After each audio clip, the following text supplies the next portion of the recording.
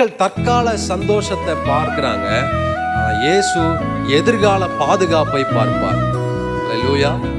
தற்கால சந்தோஷத்தை விட எதிர்கால பாதுகாப்பு ரொம்ப முக்கியம். அதுலதான் கர்த்தர் ரொம்ப அக்கறையா இருக்கிறாரு. அல்லேலூயா. நம்மளால இப்பொழுது நடக்கிறத மட்டும்தான் பார்க்க முடியும். ஏன்னா நம்ம ஒரு டைம் லைன்ல இருக்கும். அவர் அந்த டைம் லைனுக்கு வெளியே இருக்கிறாரு.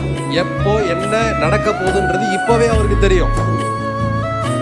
அப்போ நாம எதிர்காலத்தின் மேல அவர் அக்கறை உள்ளவராய் இருக்கிறார்.